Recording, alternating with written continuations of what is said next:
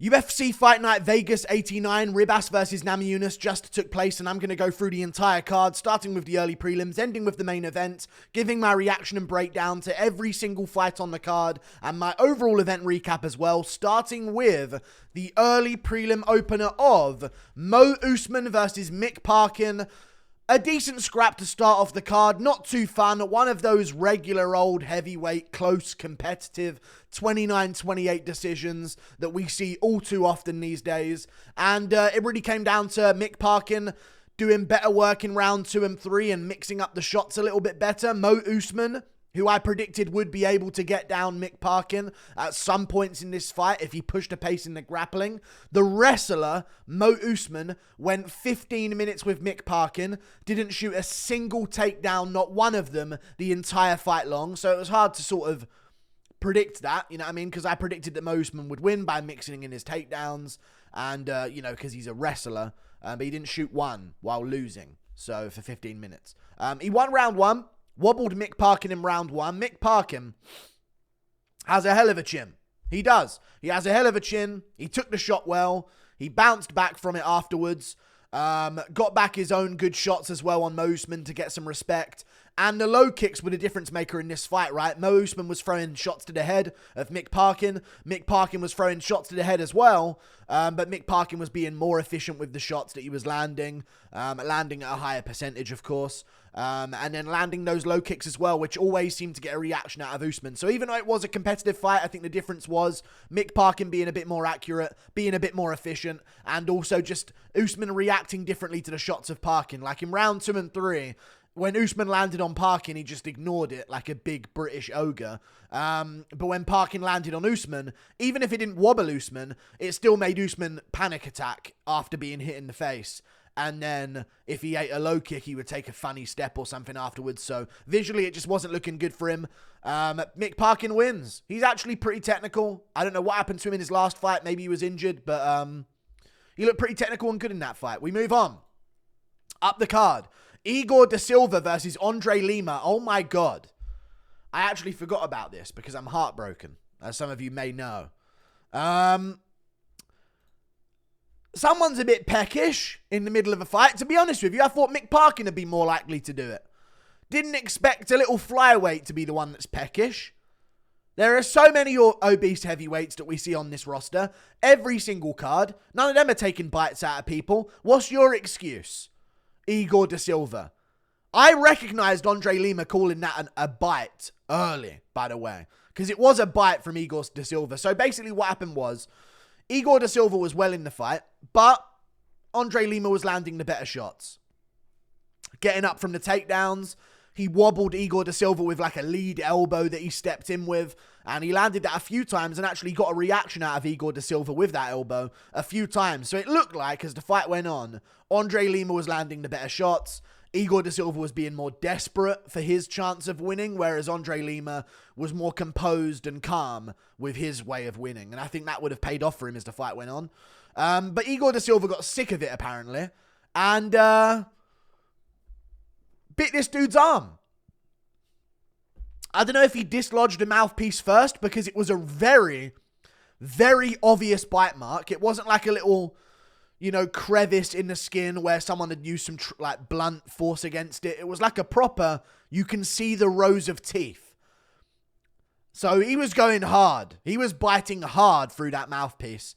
And he made this imprint on the arm of Andre Lima, who went backstage and got the imprint of the bite on his arm that got him his UFC debut win. He got it tattooed. Cool. That is cool as fuck. Promotable guy. That's trending everywhere online. Great job, Andre Lima, I guess. Great job, dude. What a way to make a splash in your debut without actually having to win in the most frequent ways of winning and the most regular ways of winning. So I reckon he would have won anyway. He had good abilities off of his back with submissions. And it just didn't seem like Igor da Silva was safe anywhere. He may have been moving forward. He may have been getting takedowns. But when he got to the ground, he looked like it was just him avoiding submissions. And when he was on the feet, it was like him just walking into more powerful and cleaner shots. Although he was landing his own, so it wasn't like one of those things where this guy was down and out, had zero chance, and resorted to biting. He was kind of in the fight, slightly lost the lead a little bit, and then just decided to try and take a chunk out of this dude's arm. And now he's cut from the UFC, and he'll never return. So that's his career done. Sad. But don't bite people. We move on. Montserrat Rendon versus Dariya Zheleznykova.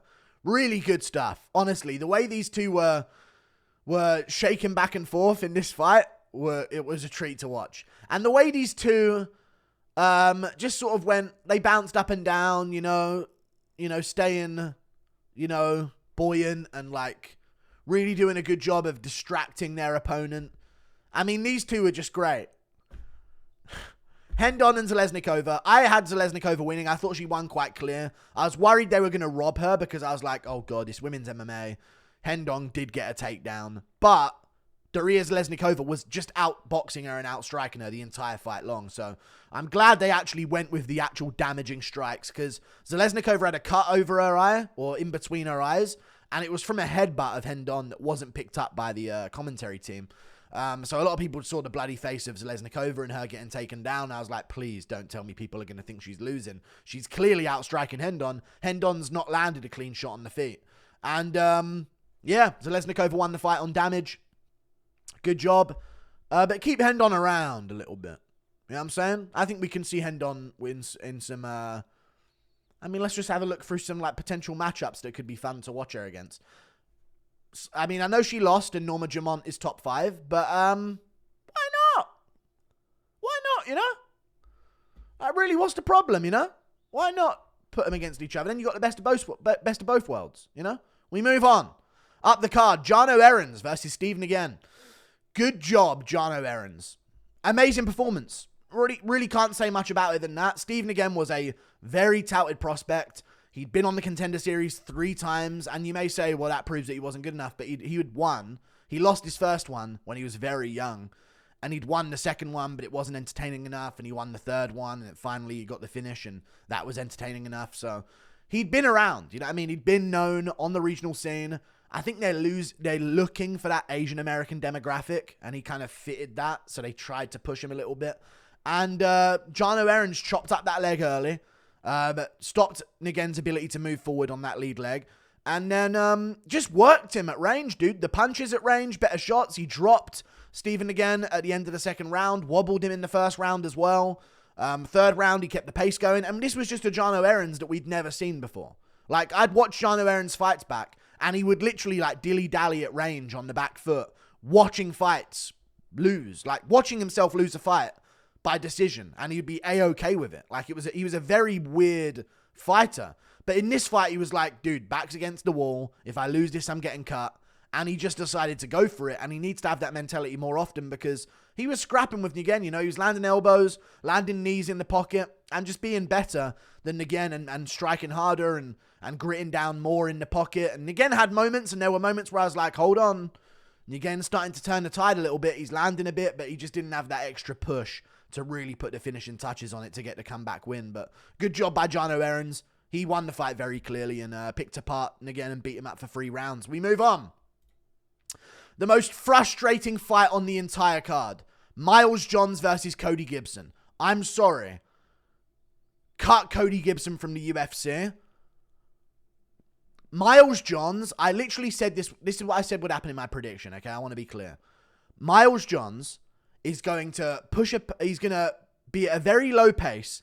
He's going to get a pace pushed on him by Cody Gibson, and he's going to completely gas by round 2. It was a very slow pace, this fight. Not the pace I was expecting from Cody Gibson whatsoever, because normally he pushes a way higher pace. This was a fraction of the pace that we've seen Gibson push before. And Johns still completely gassed. Arms heavy, heavy breathing, arms by his side in round 2.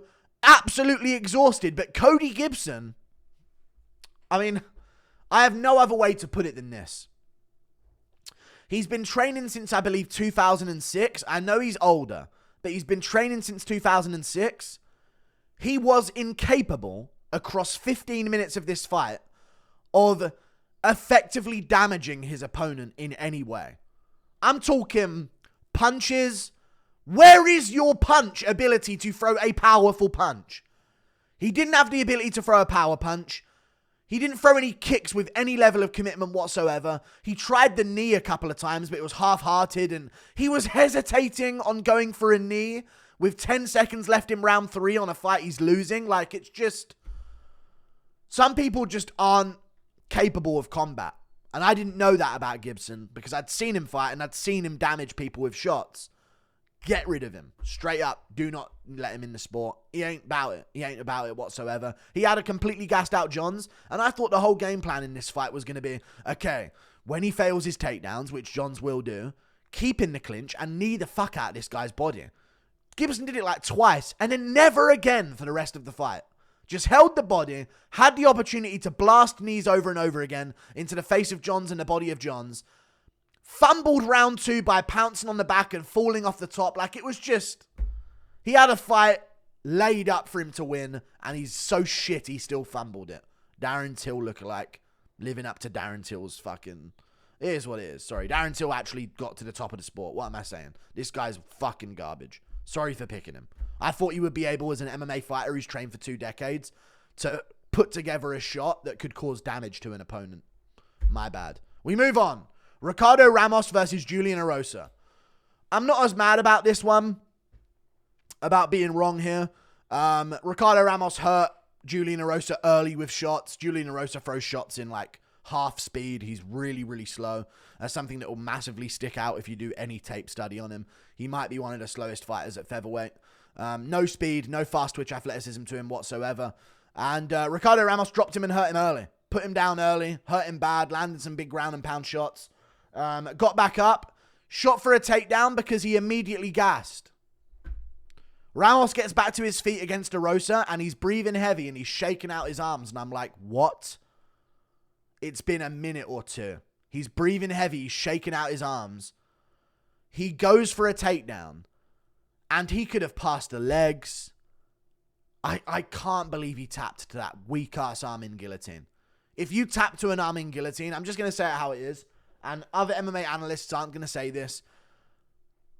If you tap to a guillotine, you're not about it. And you'll never be about it. And you should call quits on your career.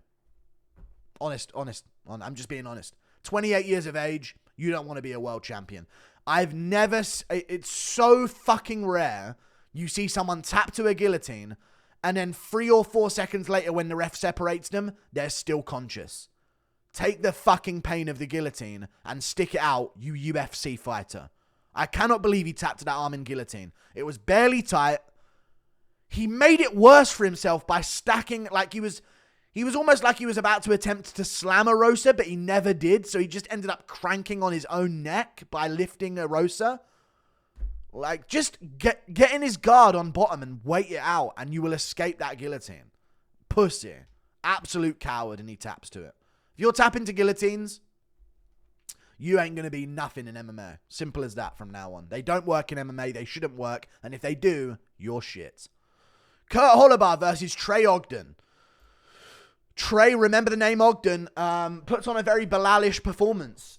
He won the fight, though. Good for him. Kurt Holobaugh seemed better on the feet by far. Just couldn't get his combinations together. I thought he would be too good on the feet and he would catch Trey Ogden.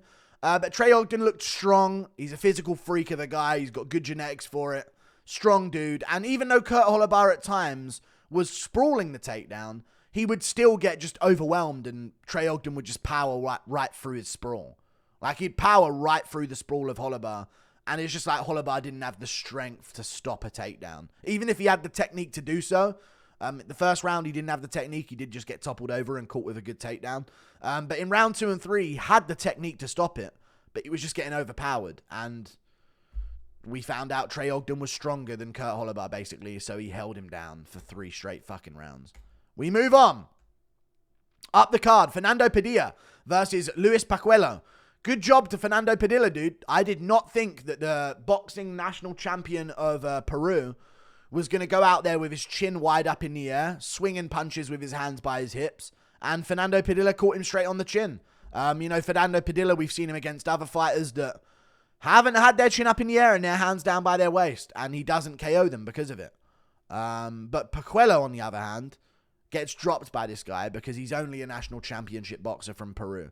So, He landed some okay shots to the body, but Padilla landed better and dropped him as he came in with his chin literally way up in the air, not looking at the target, arms down by his waist. I mean, what is the point of doing the boxing at a national level and winning a national championship and competing for your country against Mexican boxers and against other Latin American boxers, Cuban boxers, all sorts? What's the fucking point?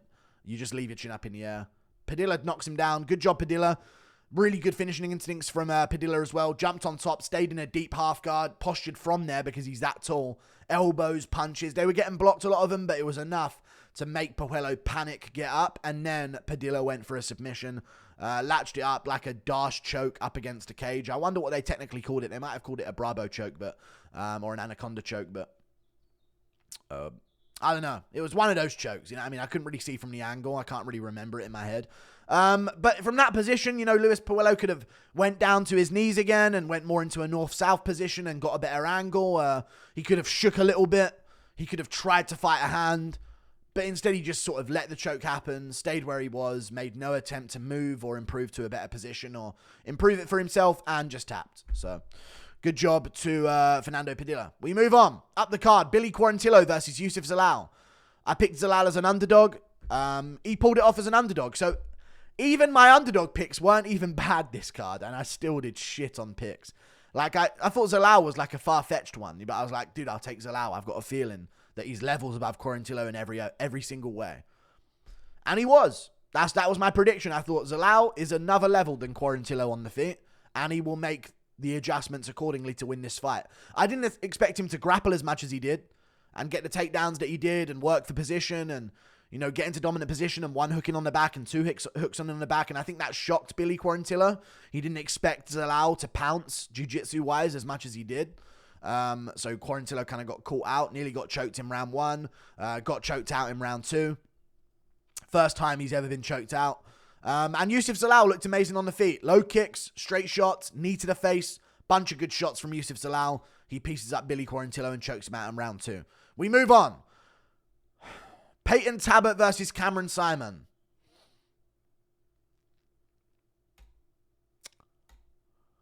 I'm not meeting any more fighters, dude. It hurts. You know? I finally humanized a fighter. And then boom. This is what I get. Fuck, dude. Cameron was winning the whole fucking fight. Dominating. Talbott at one point actually tapped. No one saw it, but he did. He tapped. Round 1 he tapped. 5 times in round 1 he tapped. There's actually a mark on the octagon canvas. Like a handprint mark. And I swear, if you put Talbott's hand next to it, it'd be a perfect match. It really would. Saw him tap 5 times. I mean, do we talk about the cage grabbing of Payton Talbott and the eye pokes and the groin shots? And I think at one point he shoved his thumb up Cameron Saaiman's eye. Like, it was a dirty fight. Let's just call it what it is. It was a disgraceful fight from Payton Talbott. Dirty, eye gouge. At one point, Cameron Saaiman's eye popped out from the eye gouge, fell out, and the ref had to be like, whoa, hey, buddy, hey, stop the action. And they went to get the eyeball and washed it off in the corner with some water and put it back in Cameron Saaiman's eye. Like, Payton Talbott was fighting fucking dirty.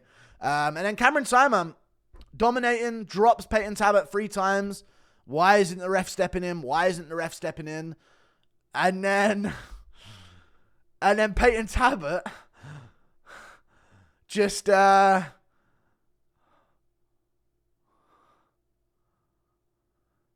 KO'd Cameron Saaiman in round 2.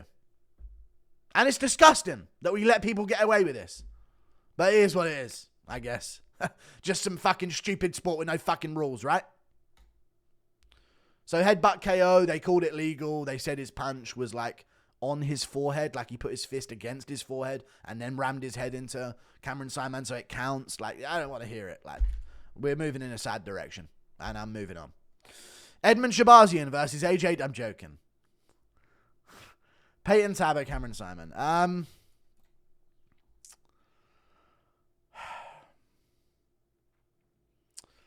Payton Talbott won, man. Cameron Saaiman's boxing is just needs some work, Cameron. Okay, Cameron? Hey, maybe I should have been holding pads for you in South Africa, dude. I'm joking. I shouldn't be making jokes. Jesus Christ. I can't help but joke because I feel weird. Okay, it feels weird. I feel sad. I feel wronged. I feel raped. I have to make jokes to get me through this sad moment. Okay. But, like, the boxing, man, like, and that was the worry I had going into it. I said, dude, he can't box with Payton Talbott. He's got to kick at range. He's got to find the body kick. And Talbott was expecting it. He caught a lot of them on Cameron Saaiman, but I was like, okay, as long as Cameron stays safe, he can keep blasting the body kick, because even though Talbott is catching them, he's catching them after they've landed. So I was like, okay, well, they're still doing something. I wanted more low kicks from Cameron Saaiman, but to do that, he needed to get Talbott not walking him down nonstop. And to do that, he needed to box aggressively, kind of. So he just was sort of stuck in this routine of not being able to use the moves that best fitted the scenario that they were putting in a fight, because Payton Talbott was like leading the dance as a counter striker, which is very difficult to do, but certain fighters pull it off. And I guess Payton Talbott is one of those fighters, because I'd seen him do it against lower level competition. I was like, but Cameron Saaiman's a good prospect, really good fighter. I don't think he's gonna, I don't think he's gonna go down that easy. But Payton Talbott hurt him with a knee in the first round. Surprisingly, Cameron didn't even get dropped by it somehow. Respect to his chin and recovery. Really nice follow-up shots from Talbott. And then he landed an elbow over the top of the clinch. And then a punch on Cameron Saaiman as well. And Saaiman wobbles down, shoots in, tries to get a hold of him. We just needed to stop starting combinations with multiple flurry boxing combinations. Cameron Saaiman and Dricus do the same thing on the feet with their punches. And it's the running 1-2 is what it is. It's the running 1-2. And it hasn't really made an appearance in MMA. Like, the running 1-2 is not a move that is like, yeah, let's train that. But they do it a lot in CIT. And what I think they're doing is they're just like, we got 4-ounce gloves.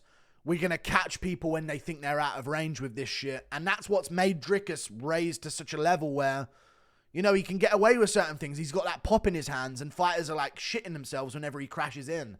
Saaiman don't have the same pop that Dricus has. So Talbott ain't shitting himself. Oh my God, here comes a flurry from Saaiman. He's like, here it comes. Bang. And he caught Saaiman coming in, put him down. I think it was a bad stoppage. Do I think Talbott would have won anyway? Yes, but Saaiman at the time of the stoppage was getting his legs back under him and like trying to get a space between their hips. Like, he was actively there trying to get back to his feet and survive. He wasn't just holding it on the ground and covering up like a bitch.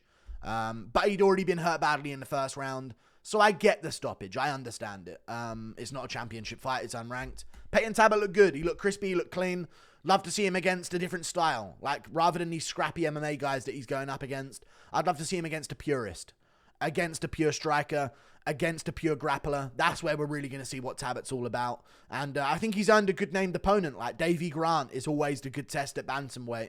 And I think Talbott's got the style that would make a UK crowd appreciate him. So maybe when they go to the UK in July, they can give him Davey Grant. We move on. Up the card, Edmund Shabazian versus AJ Dobson. I'm going to be honest, I picked Edmund Shabazian. Dude, I could have got another fight wrong this card. I could have got another fight wrong. AJ Dobson fumbled a fucking finish so badly. So he's going to hate himself for that, because now AJ Dobson, if anything makes sense, is obviously cut from the UFC after losing again. I think that's 3 in a row now that he's lost. Edmund Shabazian gets wobbled badly early by AJ Dobson. Both guys are picking with their shots. He gets wobbled badly by AJ Dobson. Really bad. Tries to hold on, gets hit a few more times. Tries to hold on. AJ Dobson doesn't chase after him. I'm like, okay, Edmund looks like he's switched back on a bit. He then gets wobbled again.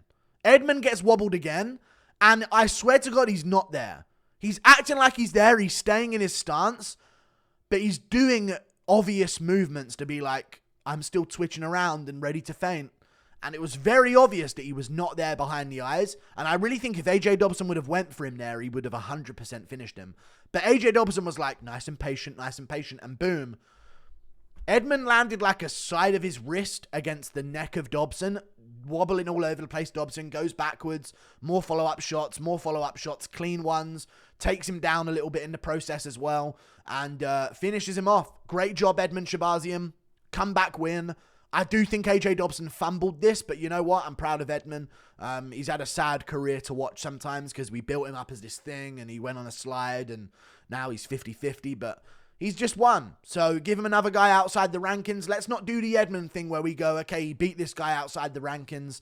Let's give him fucking Nasruddin Imavov. Like, let's not do that. Not the rematch anyway. They fought each other before, but you know what I mean? Let's give him someone else outside the rankings. Let's have an Edmund Shabazi and Roman Kopylov matchup. That might be still a tricky matchup, but you know what I mean? Someone outside those rankings for once. We move on. I don't even mind an Edmund Shabazi and Joe Pyfer. I don't mind it. Just give him something fun that isn't just a legit top-ranked fighter. Carl Williams versus Justin Taffer. Funny fight to watch, mainly because it's funny to watch a fat cunt get toppled over.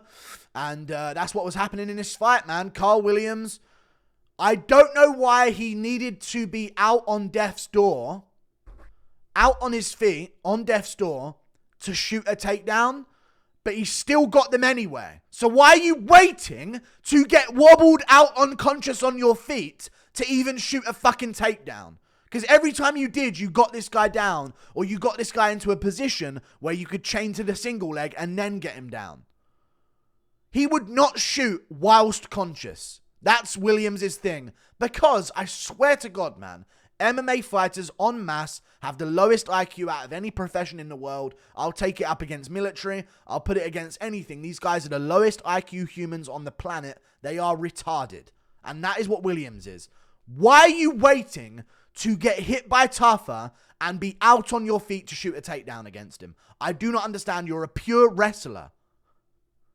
Taffer, on damage, arguably, if Williams weren't landing the hammer fist that he was, which were okay, I could see him giving that to Taffer. Taffer was wobbling him on the feet. They gave C-Rod Bulgarian to C-Rod, for fuck's sake. At least Taffer actually did something on the feet and wobbled Williams on a few occasions. Every round he wobbled him, and then Williams would shoot whilst wobbled and get it. But would never shoot whilst not wobbled. And would wait 2 minutes going into a round until he got wobbled to shoot. Dumbass fucking... he's that... I can't call him any of that because of... You know what I mean? But still, there's connotations when I call him that. But, you know what I mean? These people are dumb as fuck. We move on. Main event. Amanda Ribas versus Rose Namajunas. Rose Namajunas won the fight. I thought she won it extremely clearly, and I'm confused as to why there was a Twitter scorecard going around of 3-0 Ribas that they were putting up on screen. The round 5 stats were dead wrong. They had Ribas near doubling Namajunas in terms of numbers, and I'm like, dude, Ribas is not landing shots on Namajunas. She just isn't. She's missing everything. She's catching shoulder. Now and then she was landing, but she weren't popping Rose's head back with anything. And Rose was popping Ribas's head back, landing cleaner shots. I thought she did better work in round 1, 2, and 5. And I think the stats kind of agree with me there because she was ahead in stats in all of those rounds. And she had top position. And she landed the better shots. And she did more damage on visible damage. So I think Rose won. I can see giving Ribas round 3 and 4. 3-2 Rose at a minimum is what I had it. And I'm glad they gave it to her because I was worried she was going to get robbed for a second. But at least I got the main event right. I said Namajunas would win. A lot of people said Namajunas would win. It made sense for it. I don't like her power difference. She doesn't have the same power at flyweight. She seems to be a little bit too pretty. And that's quite contrary to the way Rose lives her life. Because almost like she tries to look like a fucking 12-year-old boy. Or is it her making those decisions? Maybe it's Pat Barry. Either way, he wants her to look like a rugrat. Either way, put them dungarees on, Rose. Why? Just do it. I'm Pat Barry. Listen to what I say. Either way. Uses hypno powers. Either way. He's a creep. Lock him up. Either way. I'm joking. I need to stop. We'll just move on. Peter. I'm joking. Let's just move on. Let's actually move on. Rose wins. See you later. There you go. I don't know. There was nothing to move on to. Goodbye. I did shit on picks. I went 0-1, 1-1, 2-1, 2-2, 2-3, 2-4, 2-5 on the prelims. And then I went 2-6, 3-6, 3-7, 4-7, 5-7, 6-7. If my bad cards are near neutral, I think that's progress from the previous years where I have had cards where I've gone 1-10. So as long as I keep my bad, horrible pick cards to neutral on picks, because who the fuck knows what's going to happen in an MMA fight, I'll be okay with it, because then if I do have good cards, it'll balance out the negative, and hopefully I can beat that 64% pick rate whilst picking underdogs this year. We'll see. See you later. Goodbye, Toodle Pip. Sucks for Saaiman, but he'll bounce back, dude. Hey, Oliveira lost. Oliveira lost on a come-up, dude. I don't know what you're talking about, man. Oliveira lost on the come-up many times. I remember it. I remember a lot of people counting out Oliveira, dude. Oliveira got knocked down by Daniel Tamer. Let's not act like this didn't happen, okay? This guy, Cameron Saaiman, is going to fucking bounce back. And he's going to become a UFC world champion. I promise. On all that's powerful. And if God wills it, this guy, Cameron Saaiman, is going to become a UFC world fucking champion, dude. South Africa, baby! Massive pose, or whatever go fuck your mum is in Afrikaans. That's all I remember from being out there. Fuck, dude. I joke when I'm uncomfortable with my emotions. And I'm sad. But he'll bounce back. See you later, guys. Goodbye.